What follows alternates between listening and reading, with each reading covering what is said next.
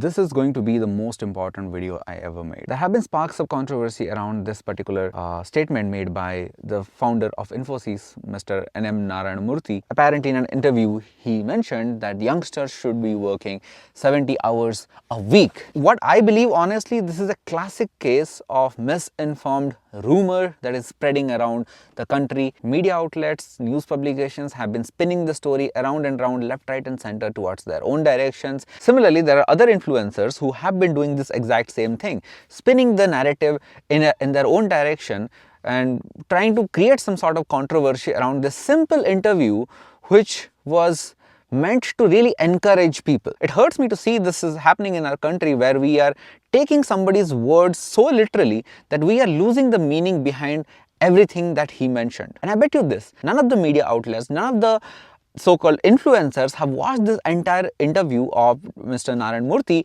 properly to really give this a reason. And half of the people, not even half, 90% of the people who have been bashing this particular person online has not seen this entire interview, because it's a 53-minute long.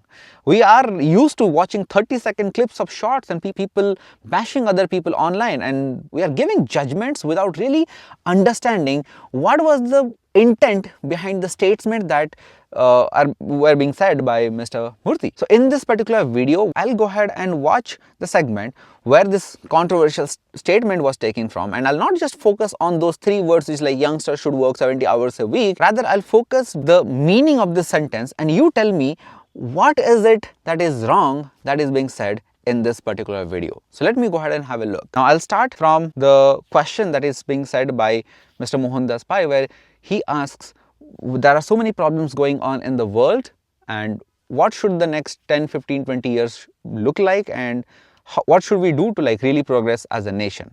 And that is where the conversation started. I'll play this particular segment right here, but I would urge you to watch this entire interview yourself. What do you see the major factors that we are doing? What I would do, Mohan, you and I have done it at Infosys. It may be at a microeconomic level, but I do believe that there is some value in what I'm saying. And that is, if we can look at countries that have made significant progress in the last 25, 30 years.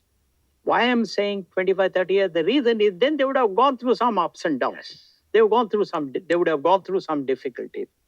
If they can look at a country. Now this is very important, right? Before passing the judgment, now let's analyze what he has mentioned. He took examples of countries who have gone through a certain period of fluctuation and then grown out as really progressive nations, right? And what lessons we could learn from such countries is something that is being said, right? Let's watch the next part.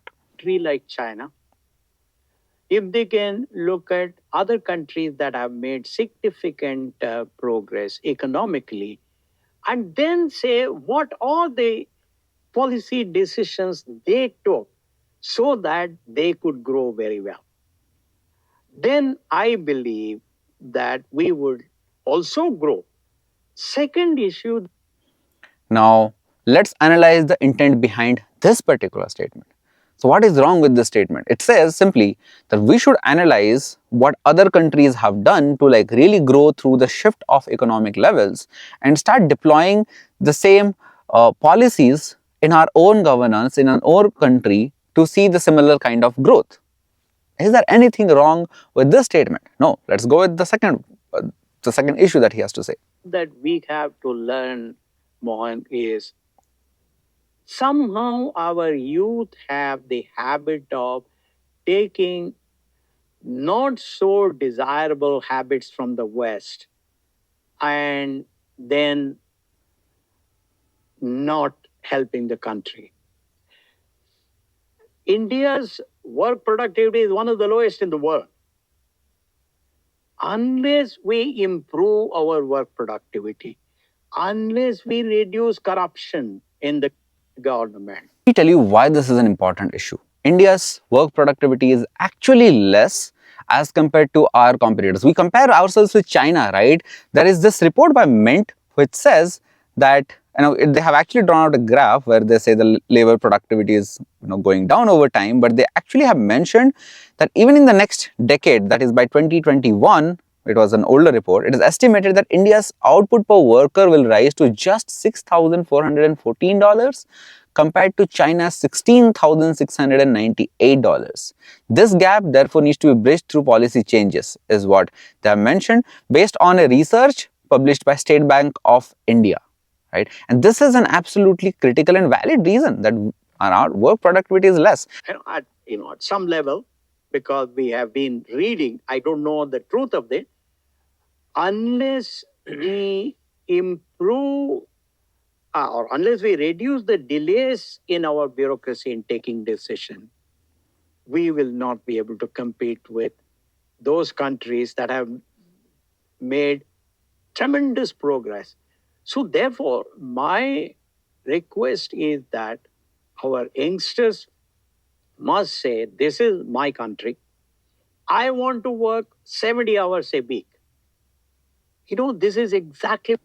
Now, this is the most controversial statement. Out of this entire 53-minute interview, people just took this one line and started controversy around it. Now, understand the meaning behind this. Why exactly this guy mentioned that our youth should be empowered and they should be motivated to work harder for the country. That is the real intent behind actually stating that, hey, I should be willing to work 70 hours a week. That doesn't mean he wants it literally. He just wants the youth of this country to be motivated enough to really work hard for themselves and then for their nation. And the next part, he mentions what Japanese and the German people did to really progress as a nation after World War II, and how this links back to the statement that he made is something that will really make sense to you. Now let's have a look. What Germans and Japanese did after the Second World War. Yes. The German leader, he sat down with the German leaders, corporate leaders, and he said, we have to rebuild, and that's your job. And they made sure that every German worked extra hours for a certain number of years.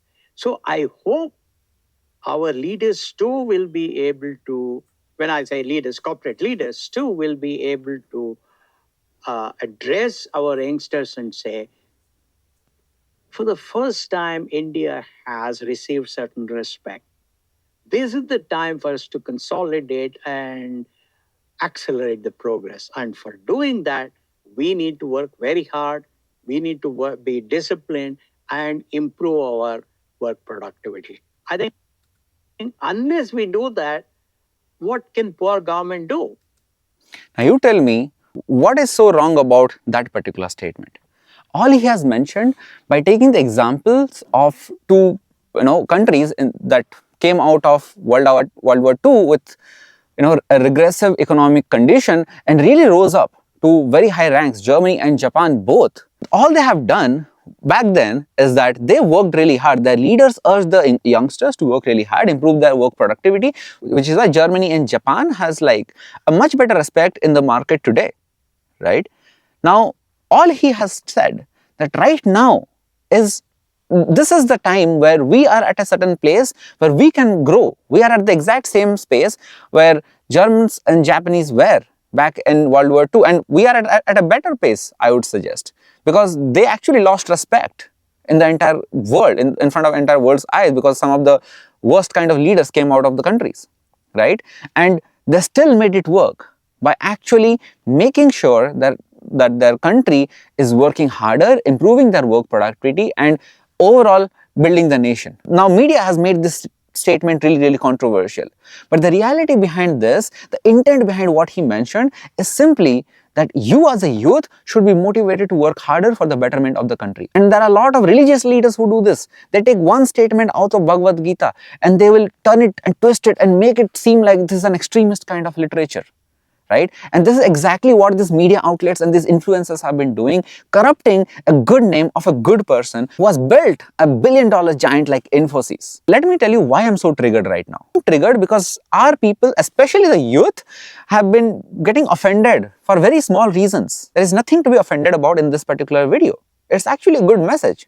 This is another example of what Mr. NM mentioned a little bit earlier, where he mentioned that our youth has a habit of taking not so desirable habits from the West. And this is exactly a not so desirable habit from the West, where people there get offended by very minute and very small things and start raging about nothing, and there is this cancel culture going on. Well, why don't we just skip that bit and take the work ethics from probably US or Germany or Japan and incorporate it into our own lives and make ourselves richer and overall make our country better. And I'll tell you an example of my own life. When I started my career, I used to work 10 hours a day. I still work 10 to 12 hours a day on my company's growth, and I know for a fact that this will improve my country. Now, I fail to see anything wrong with working hard for the betterment of our nation or the betterment of our own family and our future. There is nothing wrong with this person said. There are so many exemplary things that Mr. NM has done in his entire life, and we should respect that. And we should take lessons from his life and his words and incorporate into our business, our work, and our culture. It's that simple.